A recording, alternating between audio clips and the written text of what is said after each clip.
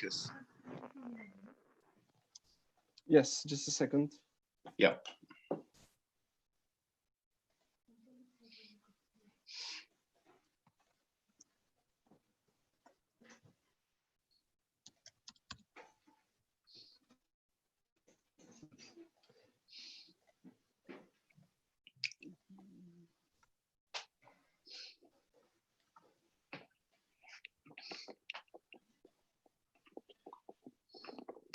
Okay, we are good to go. We can start officially, formally the session. Great. Well, hello everybody, and welcome to the 10th webinar of the global platform on coronavirus and older adults in low and middle income countries. And I guess inevitably after 9 webinars, we're starting to go back and revisit some of the themes that we focused on in the previous sessions. And today we're going to be looking at the issue of care homes. Next slide, please. And if you're interested, and if you weren't able to participate, we ran a webinar on the same topic really, back at the start of May, where we had papers from Thailand, Brazil, and a number of other countries. And if you go on that link in your own time, you can download all the PowerPoints and also the the YouTube recording of that.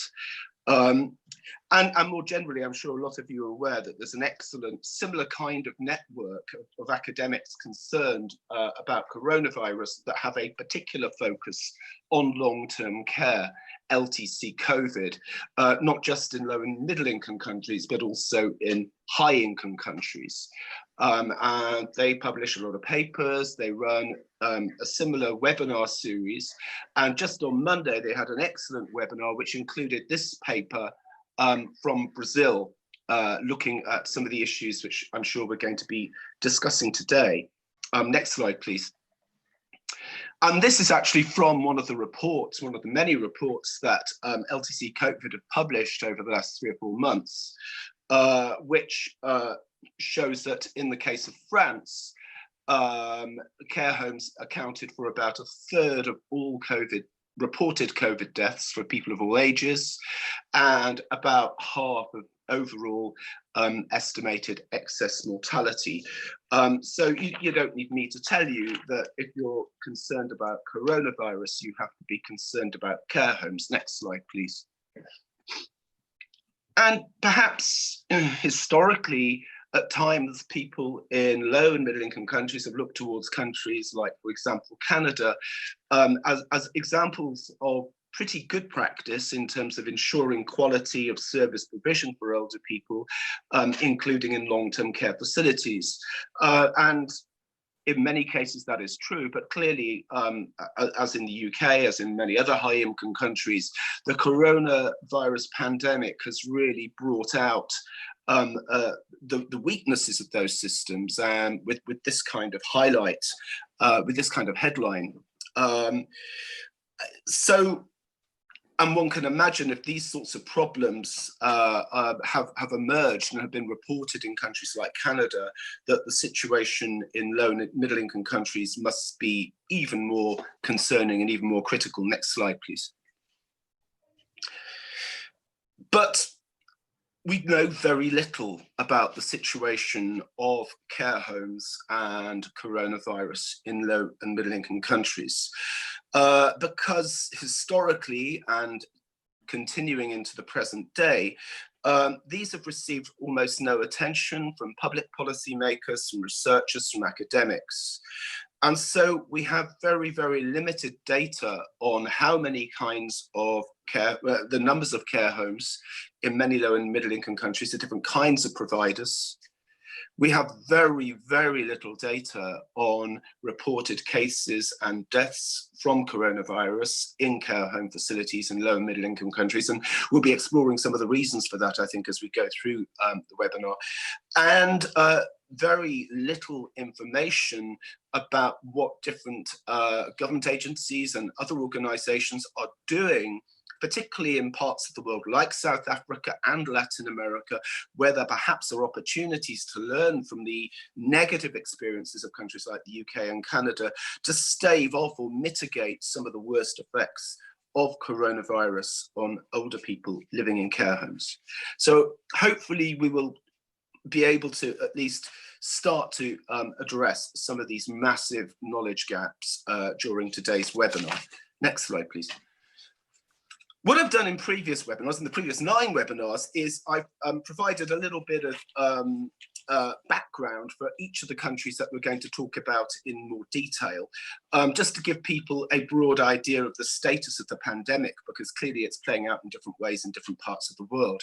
And again, that's what I've done here for Mexico, Argentina, South Africa, and Kenya.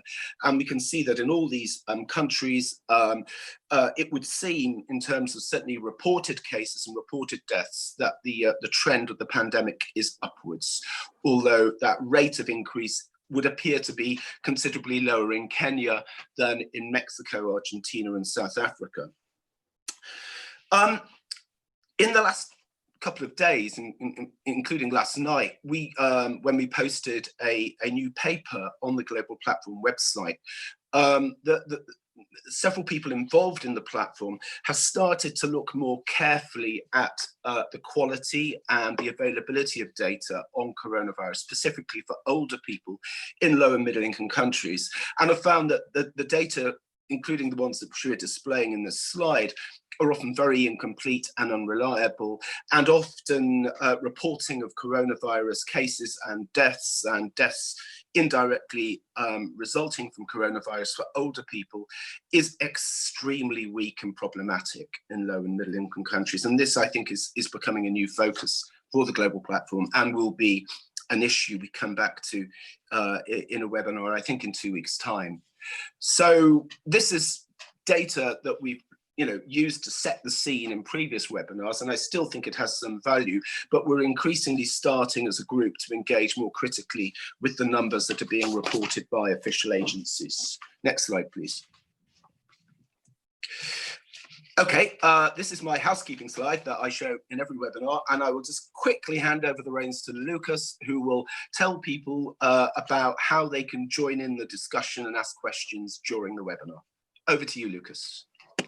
Thanks, Peter. Welcome, everyone. As usual, there are three ways that as you can engage with us in the discussion. You can make comments and questions on the chat.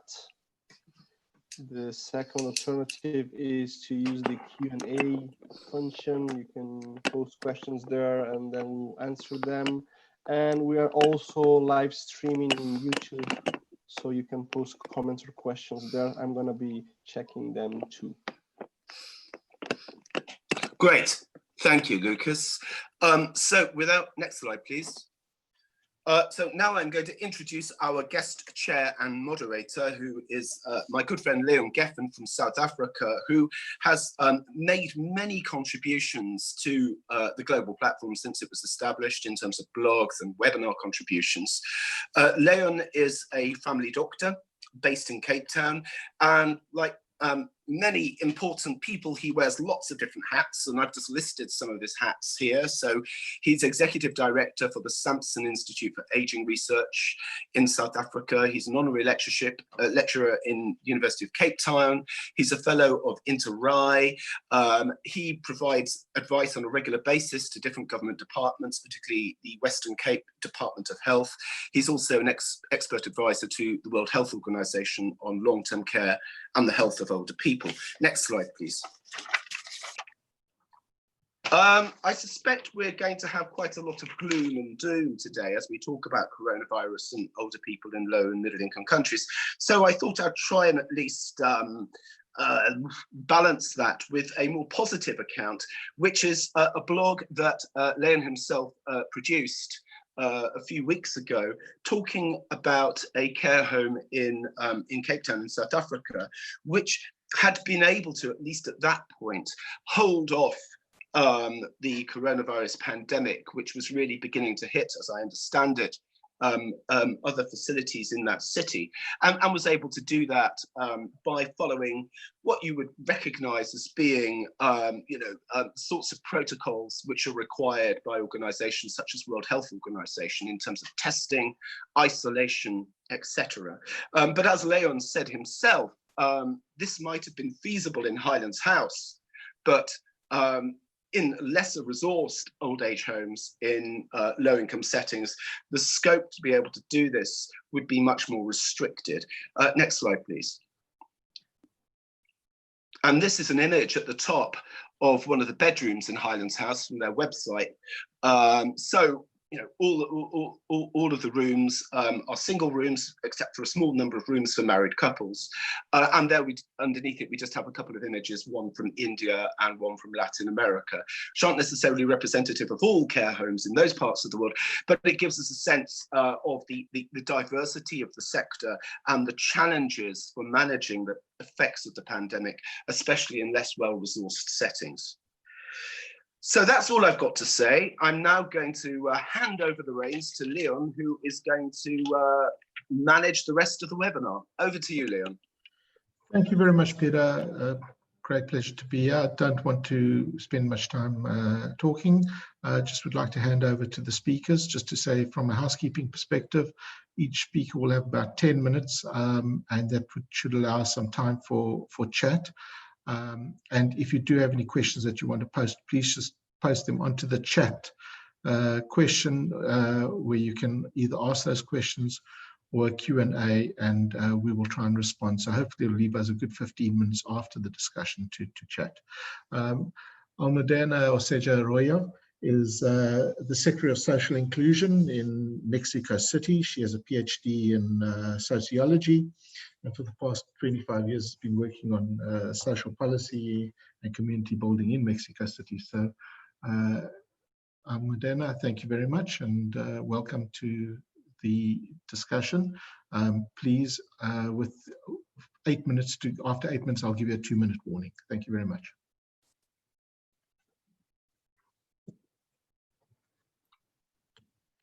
Thank you very much. Good morning. Well, good morning here in Mexico. Good afternoon everywhere else. Thank you very much for inviting me to join this conversation, which I think is very important in the context of this pandemic. I would like, are we going to see the presentations that we sent, or should I share my screen? Lucas, can you please share? I'm sharing the screen. No, we're still seeing the speaker slide. Oh, okay. You're on slide 11. I'm you go slide 12. It's. Do you see it now? Thank you. Thank you. That's it. I apologize. It's okay. So the first thing, just to give a little bit of context about the population, the elderly population in Mexico City, we have 750,000 people in Mexico City estimated that are above 68 years of age. We usually have this this measure, I mean, like 68 years and plus, because for the last 20 years, the city started a specific support program, cash transfer program for the elderly, and it was established at 68. So since then, the city, the government in Mexico City has been following up regularly, specifically on this age range of the population. The population above 60 is 1.4 million.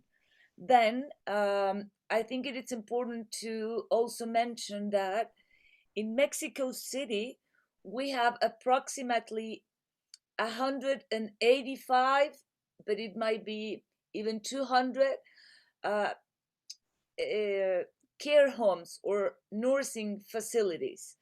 And in these facilities, we're talking about private facilities that might have a population of 4,500 people, and public facilities around 1,100 people. So in total, we're talking about 5,500 elderly people living in nursing facilities.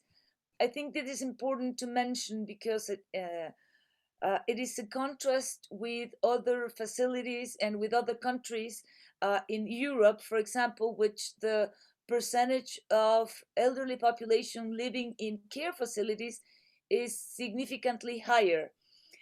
The numbers I just given you account for less than 1% of the elderly population living in care facilities. This means that a lot of the, mostly the elderly population remains at home and is traditionally taken care by the family members. Having said that, the other important thing for the context that you might need to know is that, as I mentioned, since for more than 18 years now, Mexico City has an institute. It's a public agency devoted to the elderly, and it has a team. And I mentioned it because I think it's an important feature to have in mind. We have a team of 1,200 government workers, all of them women, or 99% of them women, that for 18 or 15 years, most of them have been working in territory. They are outreach workers. They work very closely with the elderly population. And this all started because, as I mentioned, the government in Mexico City introduced a cash transfer program that it was aimed at helping to secure at least some economic support for food for the elderly. So in order to reach, and today the program has it's an universal program. It is not a targeted program. So it was covering the whole population of Mexico City, elderly population from 68 years and older. That means that this outreach team has been working with the elderly population for many, many years and has a very close relationship with this population. So it means it's not only a program that has a beneficiary database and just occasional contact with the population. It is a program that has intense interactions with the elderly population and follows up on their status and their needs permanently. It has allows us to follow up now during this pandemic. So the next slide, please. So there are three, for the purpose of this conversation, there are three main changes that we have introduced during the pandemic. The first one is the regular work that I have mentioned that has to do with this monitoring, the outreach program. We turned that into a virtual monitoring program in order to protect elderly people and to keep them at home. So the 1,200 women workers that belong to the Institute for the Elderly have been doing daily calls to all the people that are the beneficiaries of these programs. So that's the main change in a regular work. But there are two additional programs that we have introduced specifically for the pandemic. The first one, you're looking at it, and it's monitoring and caring for the elderly population without a social or family network. It is estimated by the census agency here in Mexico, there are approximately 10% of the elderly population in the country, and it's not that precise, but it's about 10%, live alone. But that doesn't mean that living alone is you don't have a social or family network. A lot of them do.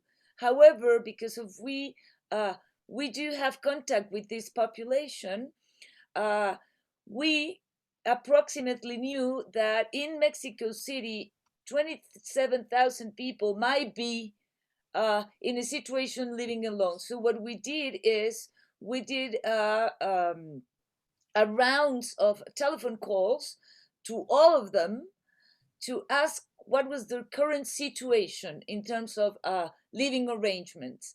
From Almudena, 2 minutes. Yes, from that universe, there are 5,700 people that do not have a social network or family network. So this team of people is helping them with regular calls, everyday calls, to see what they need. Whatever they need, we provide them. We can go to the next one. And then there is the second program, which is a support for private nursing homes. These private nursing homes need sometimes a lot of support to reinforce their ability to deal with the health contingency. As I mentioned, there are 4,327 current residents in these nursing homes, and 184 nonprofit senior housing providers. What we do, we also call them every week, at least twice a week, to all of these housing providers, and we ask them for the status of the population in case they have suspicion of contagion or positive COVID. We immediately activate a health protocol with the Ministry of Health, and we do we take them to the hospitals in order to have them protected, because symptoms in the elderly population advance very fast.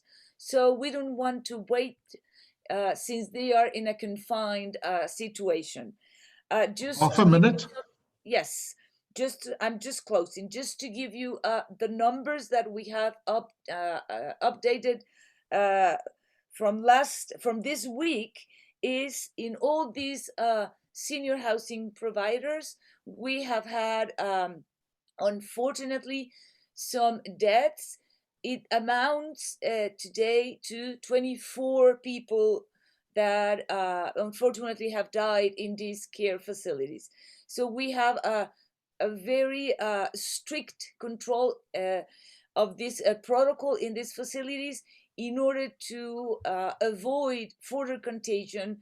All of them have all the isolation measures in place, and the Ministry of Health and the Institute for the Elderly, that belongs to the Secretary of Inclusion and Well-being, is constantly doing this monitoring. Fortunately, it has not been a higher rate, and we are working on it just to maintain this kind of protocol, a very strict protocol, in order to keep people in the nursing facilities safe and not. Thanks, Almudena. Thank you. Thank you, Almudena.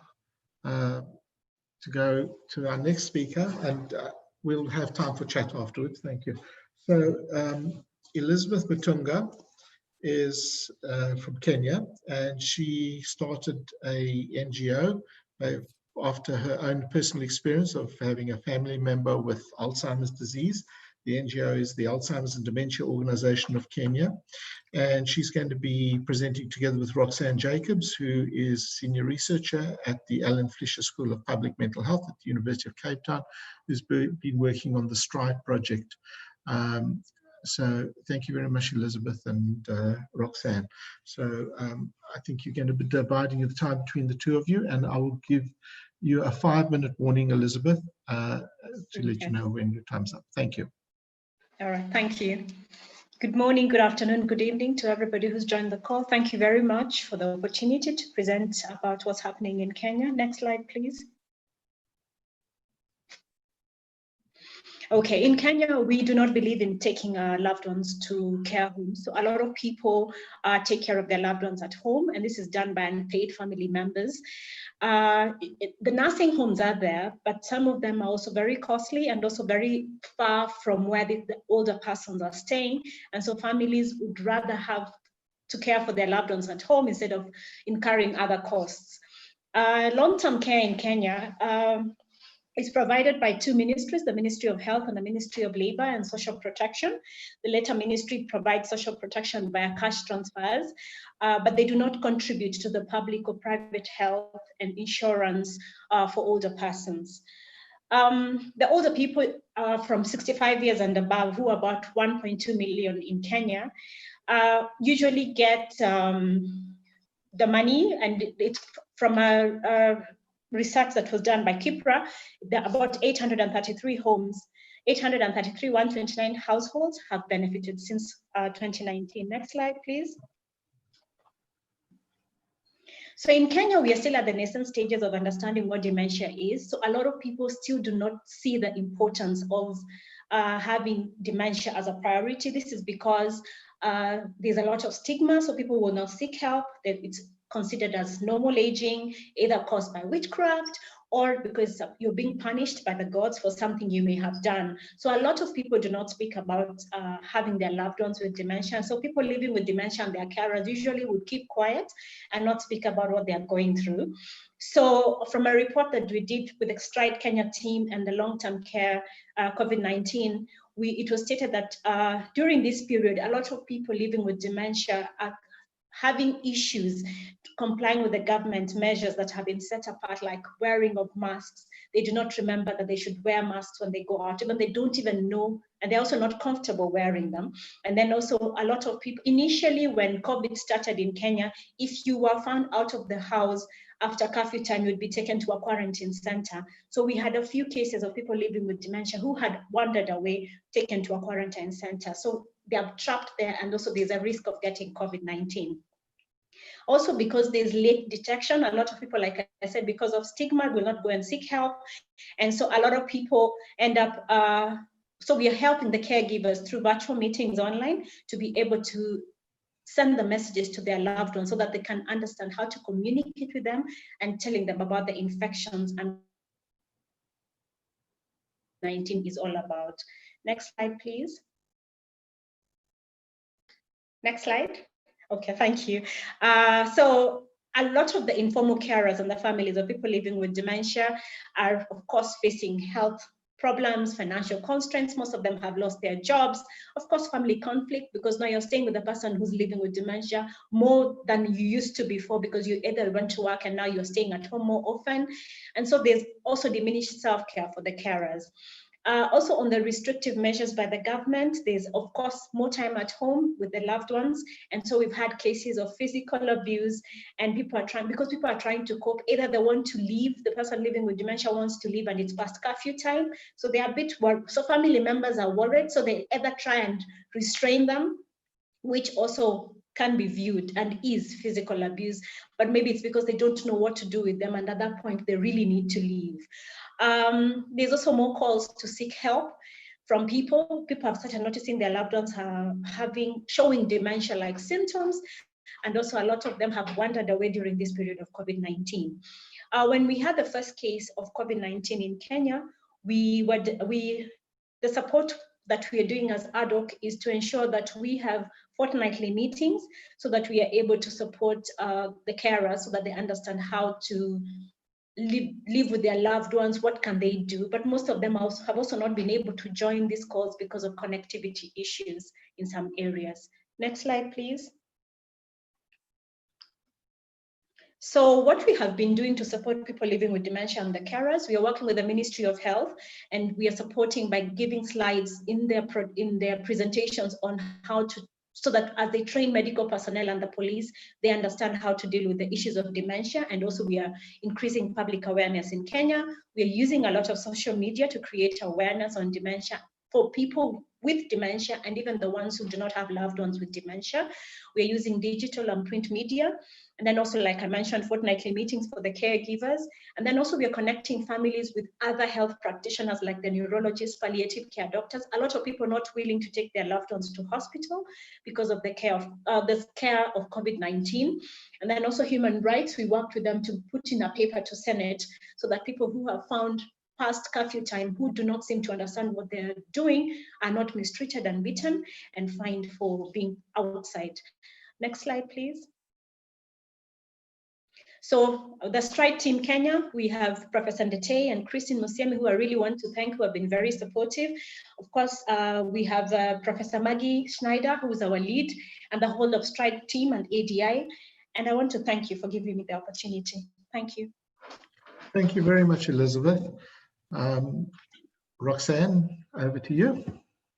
Hi, good day, everybody.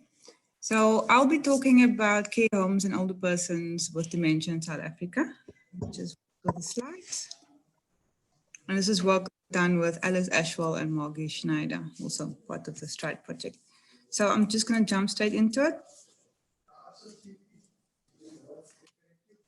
Okay, next slide. The care homes in South Africa, the public sector specifically, we have free healthcare, which basically, you can press the next one so the animations can pop up. There we go. The free healthcare in South Africa, the public sector is basically supporting 84% of the population. Care homes specifically is reserved for the frail and the destitute. We have about 1,150 public care homes across the country, but there's an urban bias to their locations. They're more centered to urban areas. Not all of them are registered with the Department of Social Development. About 415 of them are. And those who are subsidized, the Department of Social Development only covers about 51.9% of the cost, for which the NGO sector has to cover the rest of the costs. Residential care largely run by the NGO sector as well as faith-based organizations, of which only 8 are subsidized and managed directly by the Department of Social Development across the country. Currently, the capacity of these care homes can't meet the demand. They are underfunded, and underfunded facilities basically due to subsidy cuts give preference to persons who can pay, which means as a result, the poorest of the poor and those who are destitute, even though they are eligible, they don't necessarily get space. There are no dementia-specific care at public long-term care facilities currently in South Africa. If you compare this to the private sector, the residents carry the full cost of their stay and their care. This can go up to about 30,000 Rand a month, depending on which care package they select, able to afford. This is roughly, give or take, £1,400 per month, which is too expensive and is basically inaccessible to most South Africans. What we know thus far is about 16% of the population currently can access private care. We have just over 1,000 residential care and retirement villages in the private sector, and there's also an urban bias here. And some of them offer comprehensive care packages via multi-purpose centers that offer housing, support services, caregiver training, community outreach programs, and frail care. Dementia care in South Africa. Currently, we do not have any nationally representative data on dementia, but small studies suggest that most persons living with dementia are cared for at home by the family. We have a small study in the Western Cape area in Cape Town. There's a memory clinic. They had a very small sample, about 300 and something participants, about 17% of them, of persons living with dementia, were reported living at home and being cared for at home. And this is usually by a family member who sometimes have to actually quit their job to take care of the family member at home. and this exacerbates poverty, social and economic hardships. The state currently relies heavily on the NGO sector to provide dementia services. And what the NGO sector provides is psychoeducation, training of carers, and support. And this is a sector that is seriously underfunded. Next slide, please.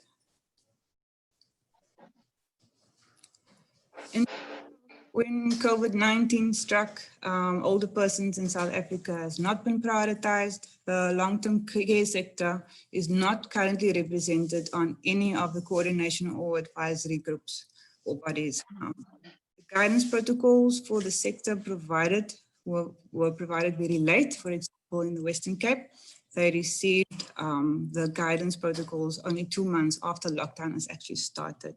We currently have no statistics available on older persons to guide coordinated responses, and there's a delayed and inadequate provision of personal protective equipment by the state for long-term care facilities specifically. There's also delays in obtaining test results, and this can range anything between 10 days to 14 days, which means the tests are obsolete. And cost for private sector testing is prohibitive. Continuity of care for other ailments were compromised during the time out of fear or where there are positive cases at facilities. Facilities are closed down, making it harder for people to follow up. And also basically anxiety and fear has also played a role. There's still no accredited training or registration of carers at the moment, so this made it very difficult to source relief staff during this crisis. Next slide, please. 5 minutes, Roxanne. Okay. There's been financial implications for care homes, increased expenses as well as reduced income. In terms of increased expenses, the decision was made to lock down mobility of staff. Certain core staff and essential staff were asked to stay within the facility. So that also pushed up costs, accommodating staff, the purchasing of PPE and infection control materials, which runs into thousands. There was one care home that was talking about spending 350,000 Rand on chemicals and protective wear, employing temporary staff to provide the care demands in isolation and quarantine. So in terms of reduced income, as part of the lockdown regulations, we're not able to fill any vacant rooms within the care homes. Economically insecure families are also not able to pay. There were instances where subsidies were not forthcoming. And the community support and donations have died up because local businesses were on hard lockdown and closed. Financial support, therefore, from the government has also been inadequate. Next slide, please. Almost done. The impact of COVID-19 on persons living with dementia, the wearing of masks itself was very frightening and confusing to people. There were talks of ripping off their own masks or ripping off masks of staff members, and there's also certain behavioral difficulties. There's been disruption in their daily activities, so the daily program couldn't continue, like outside outdoor activities, walk, etc. Also that confinement. So often people are not just under lockdown, but locked up. So they're away from family visitors. And kind of confinement is not very good for persons living with dementia. Also, they would slip out, which is symptomatic and characteristic of dementia. So it makes it very hard to enforce any social isolation or distancing practices. 1 minute. Okay. Daycare and respite care facilities provided by these facilities are also impacted because they had to stop those services. And this obviously created a lot of burden on home-based carers with little support during that time. Next slide, please. Just run very quickly. There's been a strong emphasis on infection control, and it's overshadowing the narrative of far more likely recovery from COVID-19. The relaxing of lockdown regulations pose new challenges, so it's looking at peaking infection rates, increase in staff and residents infections, struggling to cope with staff shortages during this time and increased care demands. Also, the mental health and emotional well-being has been neglected for staff and both residents, increased burdens and being isolated from the family and anxiety and fear and panic. Last slide. Anyway, so in conclusion, basically, the crisis brings an opportunity to strengthen a fragmented long-term care system in South Africa, introduce that dementia care focus, and also to put measures in place to have a coordinated crisis response for future. So it's to challenge government to prioritize care for older persons with dementia. Also, the sector itself, the care sector, needs to mobilize and engage more strategically with government. And also, as it also brings the opportunity to bring balance between infection and emotional well-being. So aside from counseling service and debriefing that needs to be in place, it's about creating those safe spaces for visitors to re-enter as lockdown regulations are lifted. And also the opportunity to turn hygiene interventions into loving care interventions. For example, hand washing routines can become an exercise where the individual can touch again and feel held, and that human contact that is so needed. And then lastly, the formal recognition or professionalizing of the caregiver sector and establishment of the caregiver register. Thank you very much, Roxanne. Thank you. Thank you. Lisandro Marino is from Buenos Aires in Argentina. He is a psychotherapist. He's been working in care of older persons for the past 20 years. He runs a care home in La Plata in Argentina, and he's head of the Association for People Who Run Care Homes in Argentina. So thanks, Lisandro, and I'll give you a 2-minute warning after 8 minutes. Thank you. Hi, thank you. To begin with, I like to say, well, first of all, thank you to Peter, his team, my colleagues for different parts of the world, and the people, well, from Kenya, South Africa, and my lab tacos country, Mexico. Next, please. Next slide, please. This is my country, Argentina, in South America, province of Buenos Aires, the city of La Plata. It's on your right. It's a city with 700,000 inhabitants. Next slide, please. In this brief presentation, I'd like to take a few minutes to look at these points more closely. The collaborative work of Red Mayor and Cámara de Hogares, the role of Cámara de Hogares in responding to COVID, and the multidisciplinary action of the health effectors that we call community networking. Next slide, please. Okay, I'm a psychiatrist, psychotherapist. I'm gonna reintroduce myself. I've been working 15 years in the field of aging, geriatrics, gerontology. I started my surgery, visiting older people in their homes. Then they came to my office. I got the idea of a long-term residence models. I was, and still am, not satisfied with the offer I met. Then I understood that expressing my opinion was not enough, and I had to get involved. And so I did. I opened my own residence back in 2012. Nowadays, it's 50 old people under our care. Still, I felt that it's not enough, so we keep working.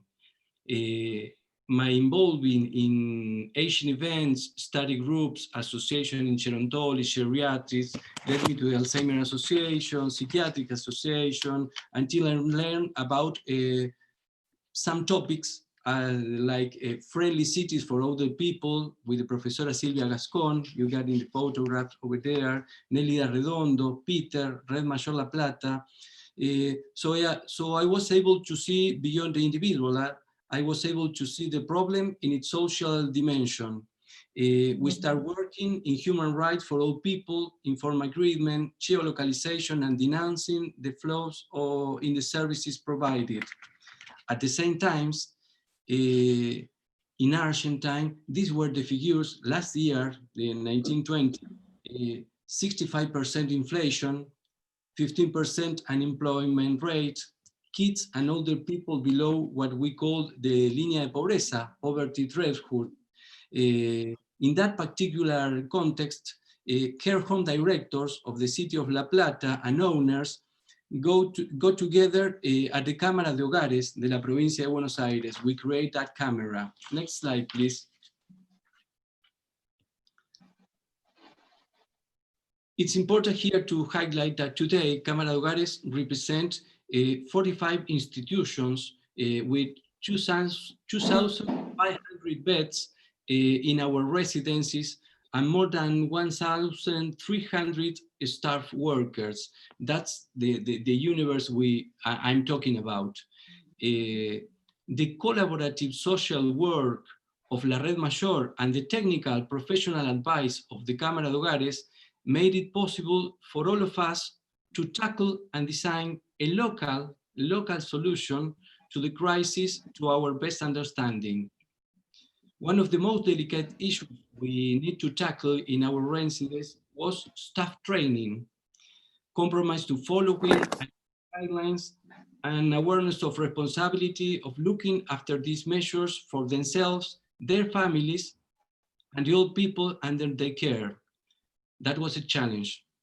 From learning to wash our hands before start working, to change his clothes and wearing PPE. Some of the employees need to make more than one bus connection to get to their workplace. We worked and insisted on the use of cloth masks, gloves before the authorities officially announced the measures. Next slide, please. The multidisciplinary action on the community is what has really helped us in the pandemic.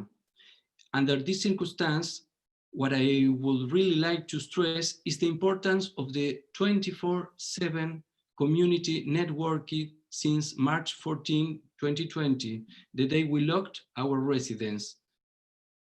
Just for your record, the provincial government announced the first official guide for long-term residents after 45 days of quarantine. Until now, we have not received any PPE, call it mask shield, face shield, plastic poncho, or anything from our local authorities. After 100 days, I have not received any economic funding or support. Yes, no comments. Anyway, during all this time, we have contacted designers to improve the shields. We share the cost of the supplies.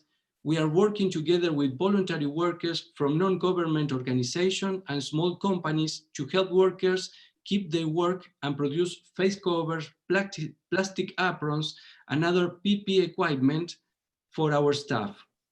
We have held meetings with national and provincial authorities, with the local council, official telephone line for COVID statistics, hospital directors, medical associations, directors of social services, local newspapers, radio stations, TV and networks. We opened the floor to discuss with the local authorities and spread the information and facts of our situation. In the camera, we might not share the same views, of course, but we are open to discuss every single issue. We respect agreements and we are open of new views and possibilities. We are on our own. We don't feel the support of our authorities. We resist the best way possible the dissemination and the spreading of the virus in our old people and staff. The consequences of these actions can lead to very interesting and rich conversation. Unfortunately, we don't have time on this opportunity. Next slide, please.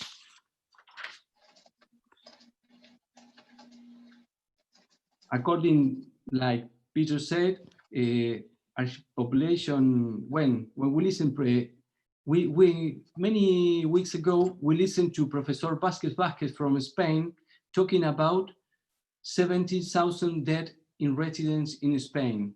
We're expecting the worst. Today, we agree on the hard lockdown policy of our authorities. Our health system can't afford or face the impact of this pandemic. The population in Argentina is 44.5 million inhabitants. 50,000 got infected. 1,120 died, 90 of which were old people in care homes, not in the city of La Plata. These are our records. 2 residents resulted COVID positive and recovered, and 2 members of staff got infected and are under treatment. The network, 2 minutes. Okay, this network I told you found in 24 hours 11 workers to cover the quarantine of the people of the staff infected. Yes, in 24 hours we found qualified people to keep working with the residents. Next slide, please.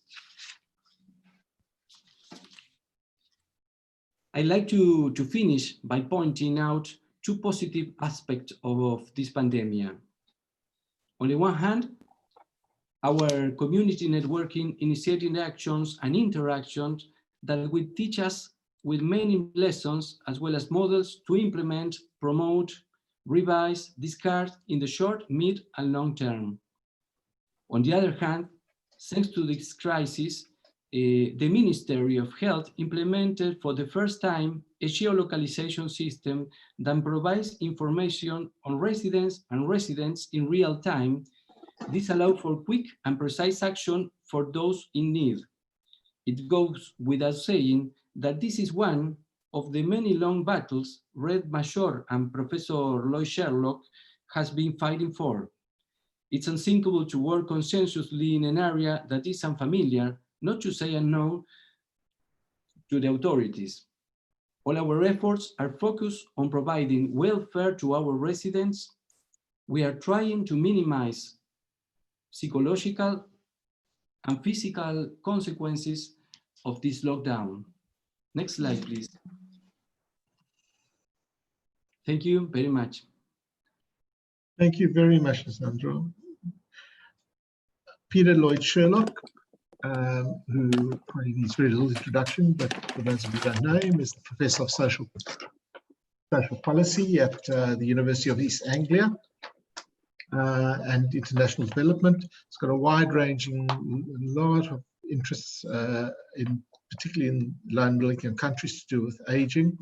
And I think probably was one of the first 5 or 6 people globally to look and say, we get started in sort of, I think it was late January, early February, when Peter started making noise about needing to provide decent care to people living within care facilities in low and middle income countries, noting what COVID was starting to do to people living in care facilities, and particularly amongst older people. So Peter, thank you very much. You've really been at the forefront of this fight, so over to you. Thank you, Leon. So this is a brief presentation which effectively summarizes a paper that the Global Platform published a couple of weeks ago with a number of co-authors, including Leon, actually. And it's really just trying to set out a simple plan to inform public policy for care homes in low and middle income countries. And we hope to update this and provide enhanced versions over time. And if you have any valuable or useful relevant contributions, please send them to us and we will incorporate them and we will acknowledge you as a co-author. It's not rocket science, it's not complicated, it's just trying to provide some general guiding principles. Next slide, please. And these guiding principles start with trying to get a realistic view of what residential long-term care provision is like in many low and middle income countries.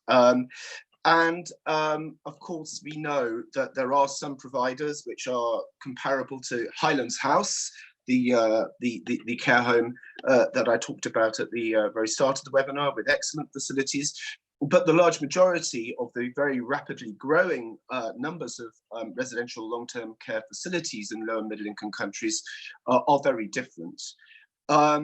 And I think for the purposes of our emergency strategy, one of the things we try and do is look at 3 broad categories of care homes. Care homes, nursing homes, different kinds of residential facilities, which are officially recognized and registered and certified. But we believe that in many lower middle income countries, and we have growing evidence for this, that there are many people providing residential long-term care services, often on a for-profit but quite informal basis, who are not registered with official agencies and might be described as clandestine or invisible to public scrutiny. And thirdly, there may be some collective living arrangements, perhaps workers' hostels, other kinds of arrangements, where over time the residents have aged and they may not consider themselves as long-term care facilities, care homes or nursing homes, but as far as the COVID pandemic is concerned, they are a collective institutional, residential institution containing large numbers of older people. Next slide, please.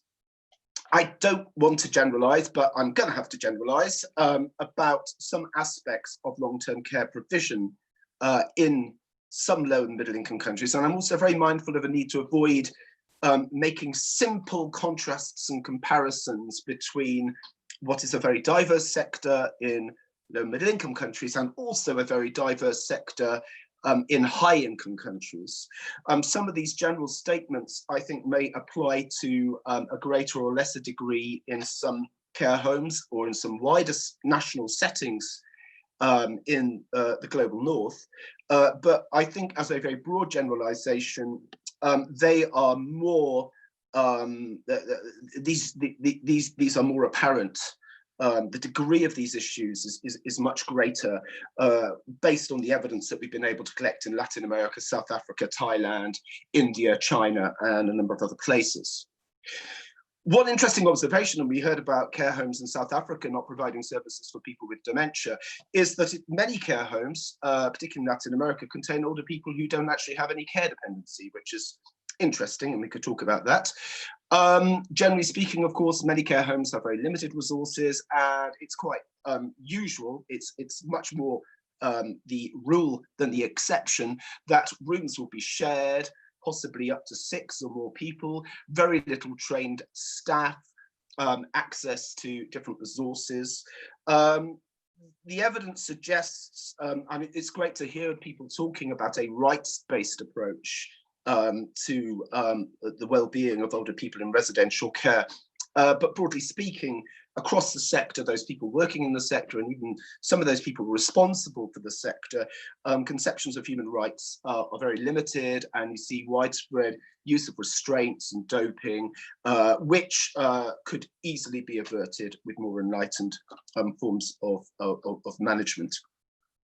We talk about problems of regulation and quality assurance in countries like the UK, but in the most low and middle income countries, we're not talking about problems, we're talking about an almost complete absence of regulation or quality assurance, not just for those many unregistered care homes, but also for many care homes which are on the lists of official agencies.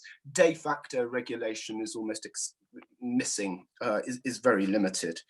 And finally, and again, we do observe this in richer parts of the world, but I think it's a much more present issue in many low and middle income countries. Local level responsibility for residential care, jointly shared between local agencies of health and social welfare or social development, but almost no relationship between those two different departments, a complete institutional disconnect between them. Next slide, please. So this is why a business as usual approach, but it wasn't working very well anyway, but it is particularly problematic in the case of coronavirus. So this is a newspaper report about Buenos Aires in May. 5 people died, 90 more cases in a single care home. The first case in that care home was reported to the authorities by the director of that care home 6 weeks earlier. He received almost no support from public agencies and tried to isolate residents, but didn't have the resources to be able to do that within the care home, and now is under official investigation for breaching very rigorous and, I would argue, unrealistic standards and protocols for service quality, which theoretically exist in Argentina, but really just exist on paper rather more in reality. And of course, this is very concerning, this story, and what I'm sure it does is discourage less enlightened care home directors than Lisandro to report cases of coronavirus and cooperate with the authorities, because they will be held to blame for what is a much more complex problem.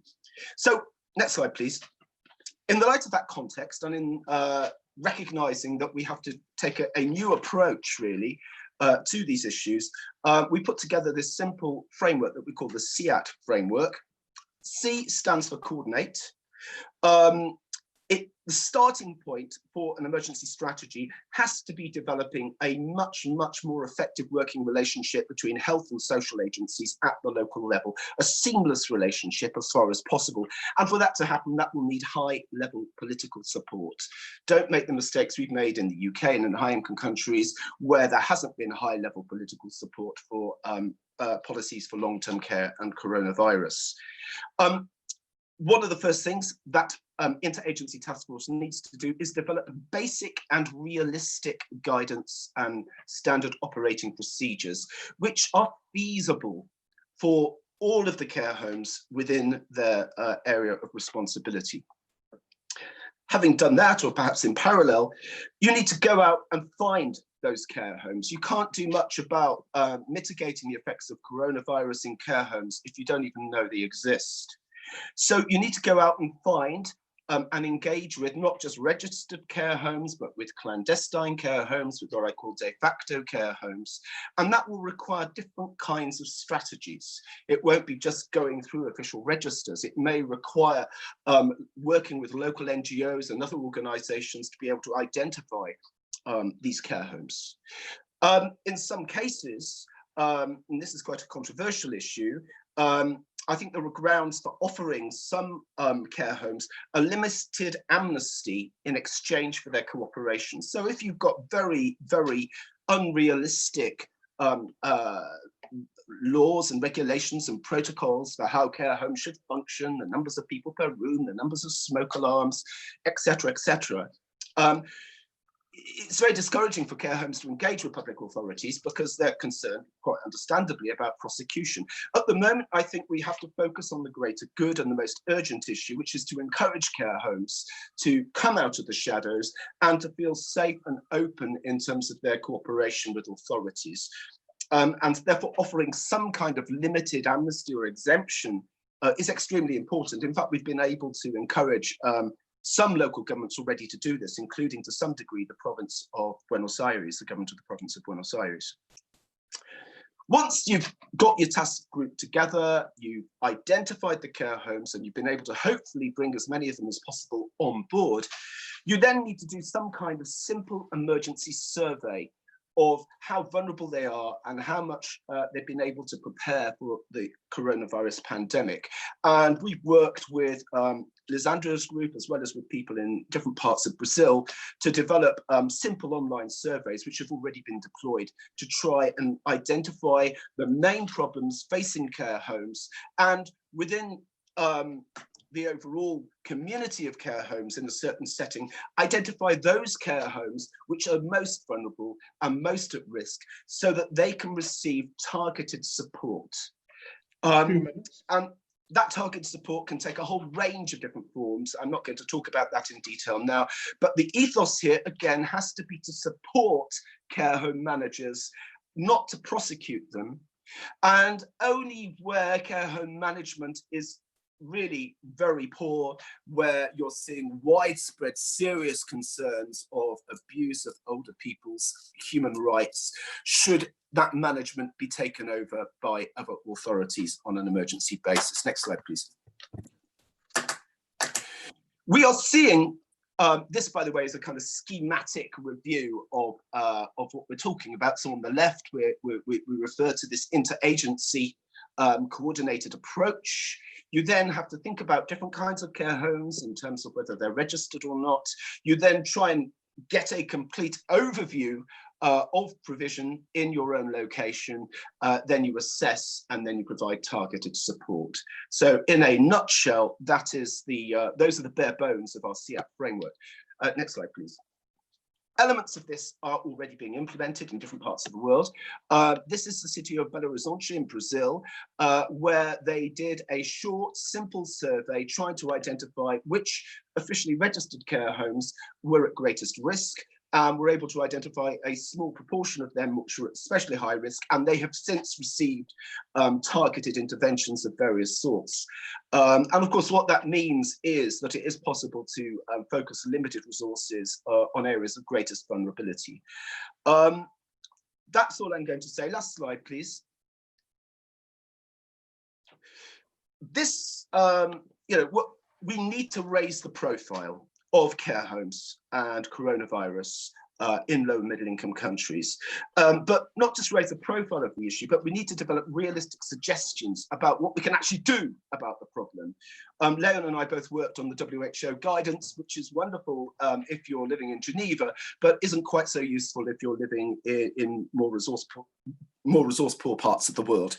This is a newspaper report about a study that my colleague Carla Giacomin published a couple of days ago in Brazil, predicting that potentially 33,000 older people in Brazilian care homes could die as a consequence of the pandemic.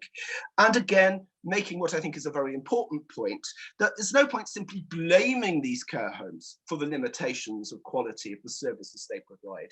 The solution has to be some kind of partnership and a much greater sense of collective responsibility. So please, try and find a moment to look at the policy paper which I've been referring to, the CEAP framework paper.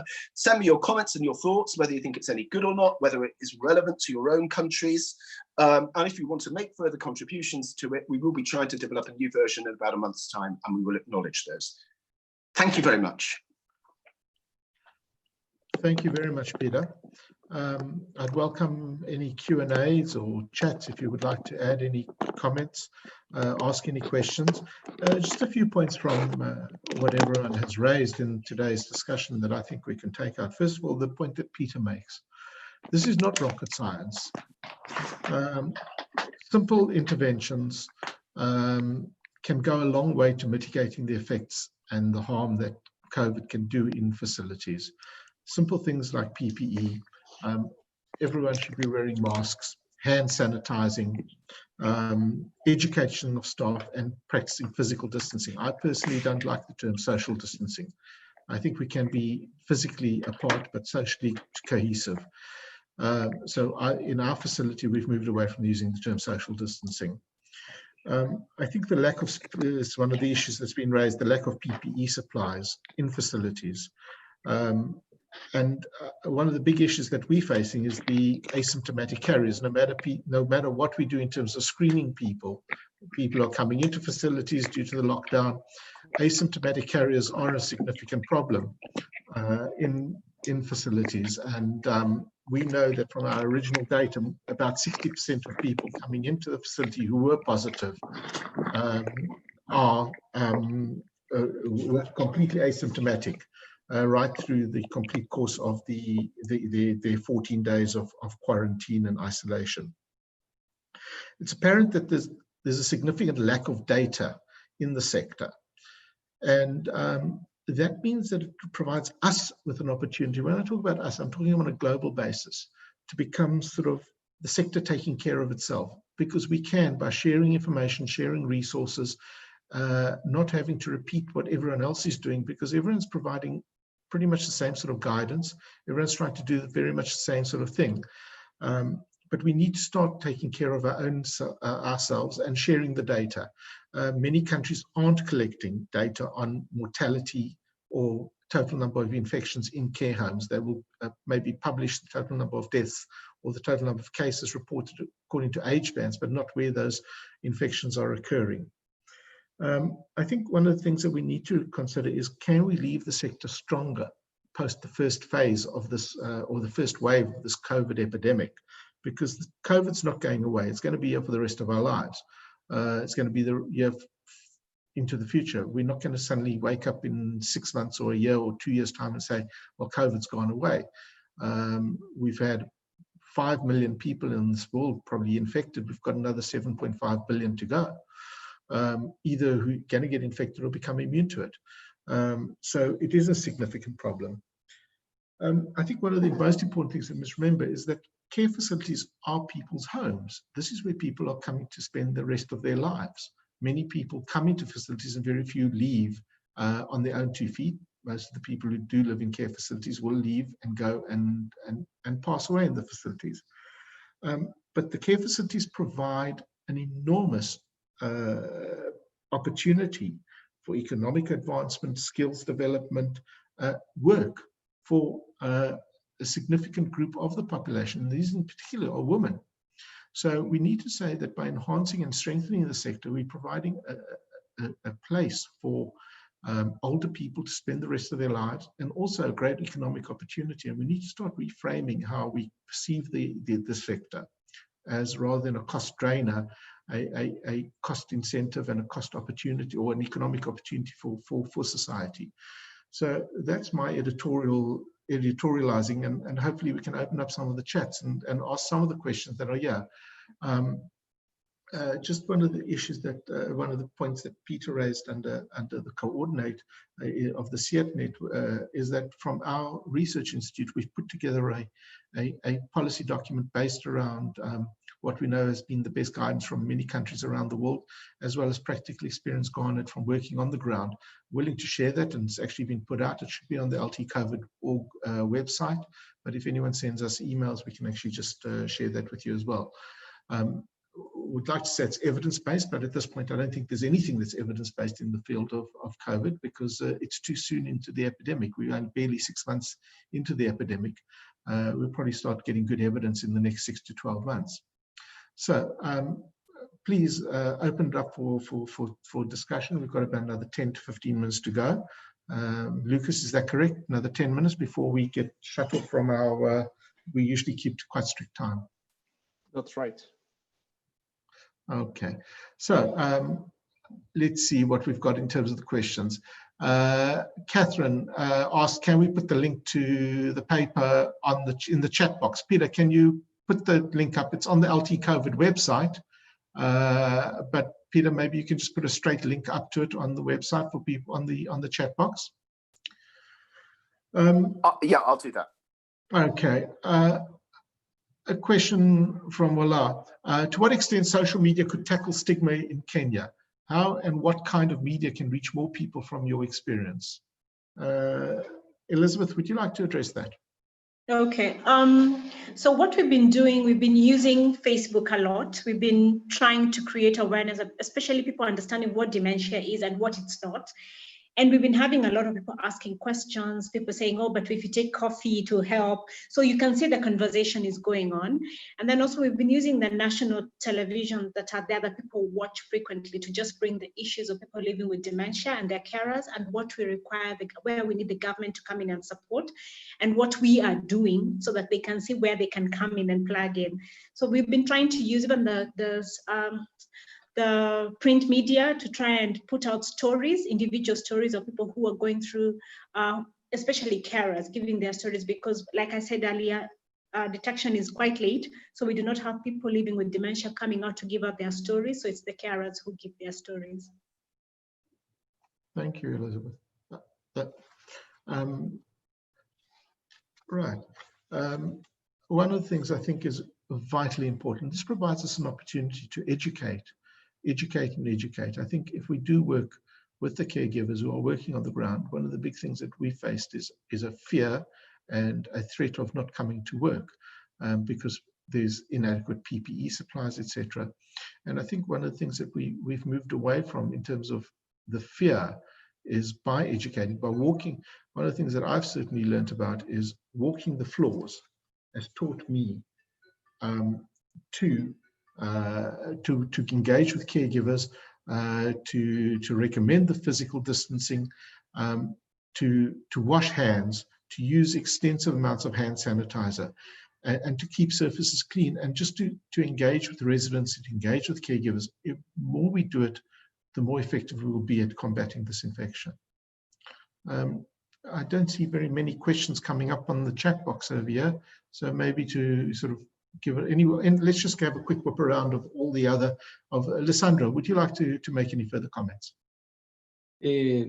that point about education, yes, that's what we call 24/7. Every day you have to be on that details. That details are the one that gonna keep safety your residents, and the people that work inside. Yes, education, hygiene, and the cleanup of all the place, of course. Yes. We don't know what's gonna happen when we open the lockdown we have nowadays. Yes, it's gonna be, I don't know what's gonna happen, but we have to insist in education for the workers, the residents, and of course their families. Yeah. Yeah, Lysandra, I think we're going to be going through multiple waves of COVID infections. It appears that way. It seems that that's what's happening in other parts of the world where we've been through a first wave and now hitting a second wave. Almudena, Peter's asked, can you give some experience of the CEAT framework that's been implemented in Mexico City?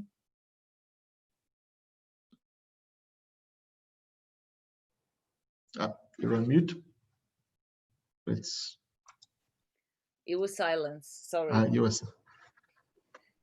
Yeah, I think it will be very useful in terms of following up on these nursing home and applying it. I was just, as you were presenting it and I was just looking at it, I was thinking there are several things on the framework that I think we do have some information, but not on others. So I'll be happy to, to talk with you in detail, and maybe we have the opportunity to move it forward here in Mexico City. We'll be gladly be, implementing it. I think it will be very useful. Thank you. Almudena, any further comments you'd like to make with regards to the talks and what everyone's raised through chats, etc.? Yeah. I would just like to say that as in many of your countries, thank you very much for all the presentations, very interesting. But I would like to say that many of your countries, many of these issues, we knew they were there, but the COVID situation had put them, in the front line.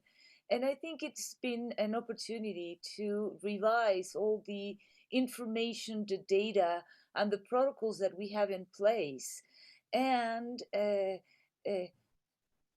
not to let them, go anywhere anymore, and just strengthen, like Leon or Peter were saying, just to strengthen all the work that it's being done with the residences. And I think especially for us at least, it's a lesson for a very strict monitoring and support of these nursing facilities from now on, much more so that has been in the past. Thank you. Thank you. Elizabeth, would you like to make any further comments?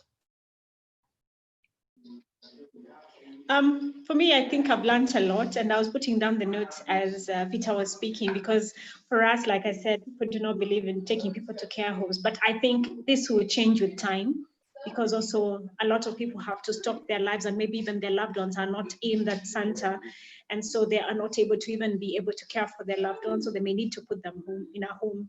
So it's a very valid conversation, and we just need to ensure that even as we are having, like you said, even if we need to go and identify, and even the ones which are not registered, because there are many in Kenya, but there's still a lot of work that needs to be done. But this was a very insightful conversation. Thank you. Thank you, Elizabeth. Roxanne, any comments from you? Hi, thank you, Leon. I think just to reiterate the point on the need for data, especially within the sector, we need surveillance of the long-term care sector, especially with regards to people living with dementia, because currently there's so much that we don't know. And with all of what we don't know, we need to really institutionalize this kind of surveillance to have really coordinated responses to this crisis. And I think now is the time, especially in a time of crisis with COVID-19, now is the time to mobilize and engage, and for the long-term care sector to start networking and having a voice and speak as one voice to the relevant stakeholders, which is primarily government, and engage them so that we can put older persons and their needs, and especially people living with dementia, on the public health agenda. So yeah, in a nutshell. Thanks, Roxanne. Margie Schneider from Cape Town, who's sort of probably mentored many, many people through lots of issues around dementia and people living with mental health issues. Margie, would you like to make any comments? Just to add that some of the stories that we hear in South Africa is about long-term care facilities having to develop very proactive and strategies to deal with the crisis, especially as there was very little support forthcoming from the government agencies. And that a lot of them came up with really positive stories. And I think we need to also start highlighting those kind of ways of managing that proved to be really quite positive. So I think to also add that to the narrative. Thank you. Thanks, Margie. I just want to make comment that Carlos Jacoman, who's Carlos been, I think, mentioned in a couple of papers that have been mentioned over here, and been very active in, obviously, in Brazil. And I think Brazil, we well know, has been very severely hit by COVID. And I don't make any politically incorrect statements over here, but it seems like there's certain political agendas or countries that have dealt with the crisis worse than others, and I think it's very, very indicative of how certain governments have engaged with issues around COVID. Carla, I mean, I think Brazil, we watch and sort of shudder to look at what's happened. And I think it must be incredibly difficult and challenging for you to work where you are. Peter, leave the last word to you, please. Thanks, Leon. And yeah, I agree. And hopefully, Carla, who spoke in our previous webinar on interventions in Latin America, I'm hoping that there'll be an opportunity to draw on some of her very important experience about care homes in Brazil, which is something that I'm engaging with her quite a lot about. I think clearly there are important issues there. Couple of quick points. One of the things that I tried to do today, and I think it's actually, it's very important, that when we're engaging with these sorts of issues, we need to bring different kinds of people around the table, not just from different parts of the world. So today we've had contributions from policymakers, from people who are actually providing long-term care or engaging with long-term care providers as physicians, and from academics of different sorts, including social scientists. And I think we really have to make sure that we are working together in that way, because clearly everybody, you know, Lisandro's perspectives I found really interesting in terms of really quite a responsible and proactive response from care home providers, at least some care home providers in his city. Obviously the insights of people like Almudena in Mexico are absolutely critical, because we know that government agencies have to play a leading role in dealing with this pandemic, and then of course academics. So hopefully that's a model that we can apply in terms of future webinars as well.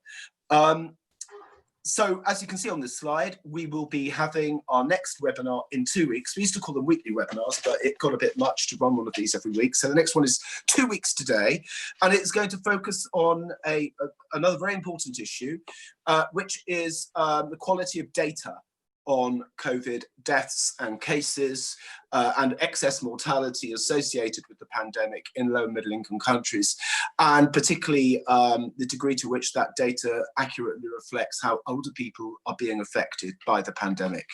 And last night we posted this paper, again, a joint paper written by members of the global platform like the one that I presented today, which I think identifies some major shortcomings with the reporting of data and reasons why we should be worried and dare I even say it, angry about the ageism which is very, very evident in this approach to reporting on the pandemic. So hopefully you'll find that an interesting paper if you haven't already seen it, and hopefully it'll be an interesting webinar. And again, if you have any sources of data that you think we've missed, please send them to us. We'll add it to our paper, and as with the emergency strategy paper, we will produce extended and updated versions as we go along. Next slide, please. Thank you so much, primarily to Lucas and Harsh, who do most of the unrecognized work in the global platform, and to many other volunteers and people who are supporting it in different ways. And also, I must acknowledge University of East Anglia, which is providing the small amount but very important funding to keep this activity going. So that's it. And lastly, thank you so much to Leon, with whom I'm sure I'll be talking in the next day or two about all kinds of things that we're hoping to take forward as we deal with this crazy and fast-changing situation. And thank you to all the participants. I think we've had a good turnout this week, and it's good to see some familiar faces on the participant list. I hope you all have a good weekend, and stay safe and stay sane, and stay tuned in 2 weeks. Bye-bye. Goodbye. Thank you. Bye. Bye.